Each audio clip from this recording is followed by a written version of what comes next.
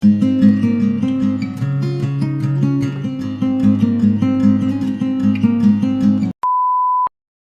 semuanya, kembali lagi bersama saya Melal Mawitak.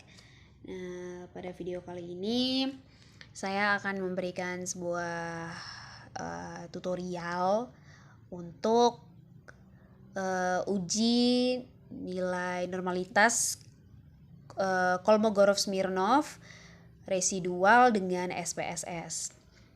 Namun sebelum kita masuk ke langkah-langkah pengelolaan SPSS, ada baiknya terlebih dahulu kita pahami prinsip dasar yang terdapat dalam uji normalitas ini. Nah, yang pertama itu ada pengertian dan kegunaan. Uji normalitas Kolmogorov-Smirnov merupakan bagian dari uji asumsi klasik. Nah, uji Kolmogorov ini itu sendiri persyaratan statistik yang harus terpenuhi dalam analisis regresi. Dan yang berikut, uji normalitas bertujuan untuk mengetahui apakah nilai residual distribusi normal atau tidak. Dan yang berikut, model regresi yang baik adalah memiliki nilai residual yang berdistribusi normal. Di mana dasar pengambilan keputusannya yaitu jika nilai signifikan lebih dari 0,05 maka nilai residual berdistribusi normal. Sebaliknya, jika nilai signifikan kurang dari 0,05 maka nilai residual tidak berdistribusi normal. Nah, tahap berikutnya saya masuk kepada pengelolaan data. Di Excel saya sudah punya data sebanyak 50 ya, data bahasa sebagai variabel X atau independen dan data komunikasi sebagai variabel Y atau dependen. Nah, sampelnya ini berjumlah 50. Nah, perlu diketahui teman-teman bahwa regresi yang terdapat dalam data ini adalah pengaruh gaya bahasa terhadap pola komunikasi. Oke, tahap selanjutnya kita langsung masuk saja ke aplikasi IBM SPSS-nya. Nah, seperti ini. Oke, kita ke variabel view. Dimana pada bagian name ini saya tulis X dan di baris kedua adalah Y. Oke, lalu pergi ke label, di mana label ini kolom pertama diisi dengan bahasa sebagai variabel X tadi ya teman-teman, dan Y adalah komunikasi.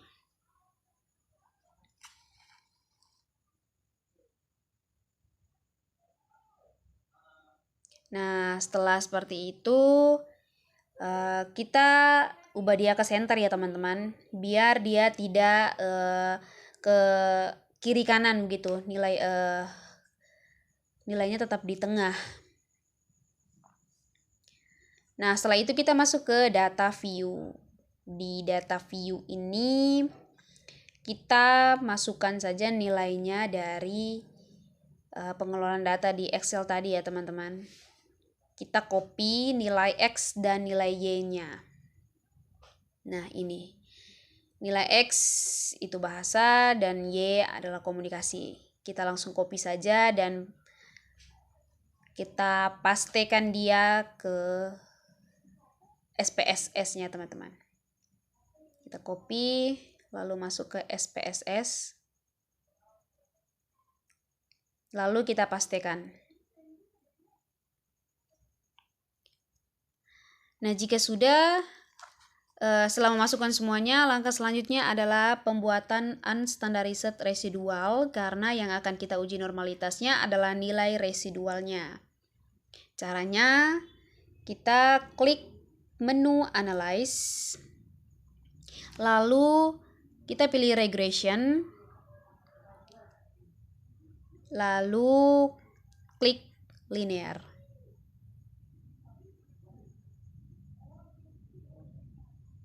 Nah, yang ini ya teman-teman.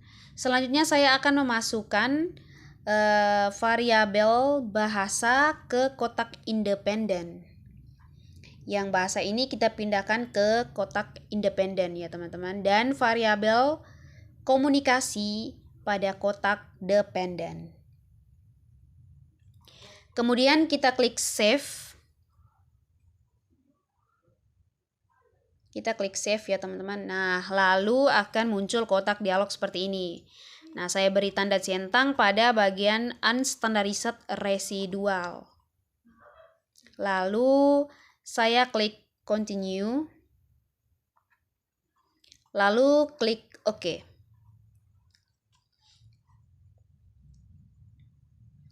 Nah, nanti dia akan muncul seperti ini ya. Di sini muncul output untuk regresi, tetapi bukan output ini yang kita gunakan ya teman-teman. Oke, maaf teman-teman, ini ada sedikit muncul seperti ini. Nah, di sini muncul output untuk regresi, tetapi itu bukan output yang kita gunakan untuk menguji normalitas. Nah, kali ini kita kembali ke data pada bagian SPSS. Kita kembali saja ke data yang pertama di SPSS ya teman-teman. Nah di sini otomatis akan muncul variabel baru dengan nama res1. Yang ini ya teman-teman, res1. Nah langkah berikutnya kita klik analyze. Lalu pilih non-parameter test. Kita pilih yang non-parameter test. Nah, lalu kita klik legacy dialog. Kemudian one sample KS.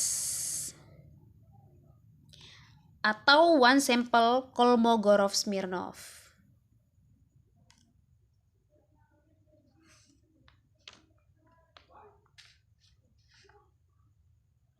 Nah, lalu akan muncul kotak seperti ini, lalu kita masukkan unstandarized residual.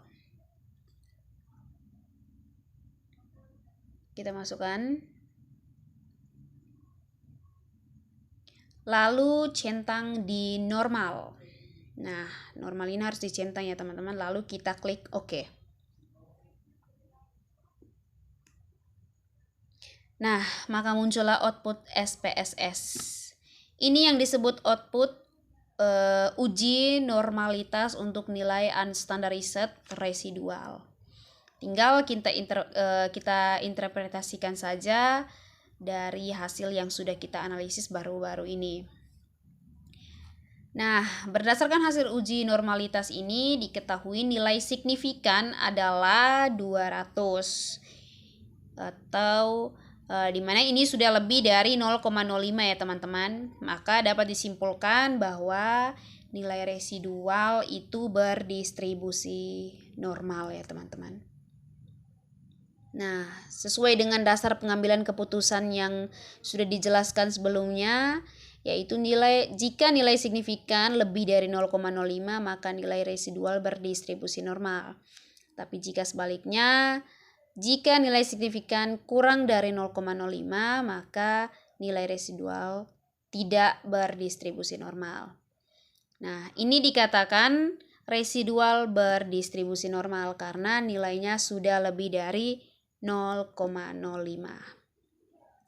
Baik, mungkin itu saja penjelasan dari saya. Semoga dapat membantu dan jangan lupa untuk like, comment, and subscribe.